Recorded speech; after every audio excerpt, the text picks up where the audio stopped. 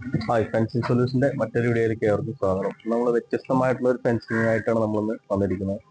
നമുക്ക് നമ്മുടെ site just ഒന്ന് കാണാം. ഓൾറെഡി നമ്മൾ 2 ദിവസം മുന്നേ നമ്മളൊരു വർക്ക് ചെയ്തതിന്റെ വീഡിയോ ഇട്ടുണ്ടായിരുന്നു. അപ്പോൾ അതിന്റെ ഒരു ഫിനിഷിംഗ് സ്റ്റേജ് ആയിട്ട് നിൽക്കുകയാണ് ഇപ്പോൾ ഇവിടെ. അപ്പോൾ നമുക്ക് ജസ്റ്റ് ഒന്ന് നോക്കാം. നമ്മൾ ഓൾറെഡി ഇവിടെയാണ് ഫെൻസ് അടിച്ചിട്ട് ഒരു 6 അടി ഹൈറ്റുള്ള ചെയിൻ ഫെൻസ് ചെയ്തിട്ടുണ്ട്. അപ്പോൾ അതിന്റെ കൂടെ തന്നെ നമ്മളൊരു ഷീറ്റ് ഫെൻസും കൂടെ ചെയ്തിട്ടുണ്ട്. ഇത് എന്തുകൊണ്ടാണെന്ന് വെച്ച് കഴിഞ്ഞാൽ നമ്മൾ ഇതിന് മുകളിൽ ക്രീപ്പേഴ്സ് ഇടാനാണ് ഉദ്ദേശിക്കുന്നത്.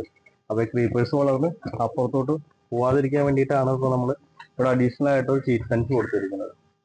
ഈ ഷീറ്റ് ഫെൻസ് ഷീറ്റ് വരുന്നത് നമുക്ക് ജിൻഡാളിൻ്റെ ആണ് വരുന്നത്. നമ്മൾ ഓൾറെഡി പറഞ്ഞായിരുന്നു ടാറ്റയുടെ ചെയിലിംഗാണ് കൊടുത്തിരിക്കുന്നത്.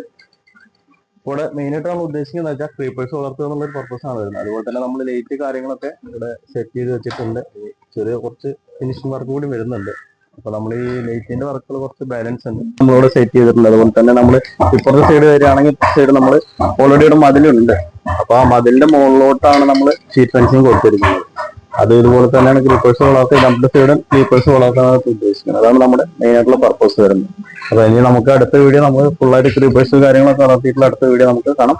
അതുപോലെ തന്നെ നമുക്ക് ഇതുപോലുള്ള വർക്കുകൾക്ക് നമ്മൾ കോൺടാക്ട് ചെയ്യാം. കോൺടാക്ട് നമ്പർ നമ്മൾ താഴെ കൊടുക്കണം.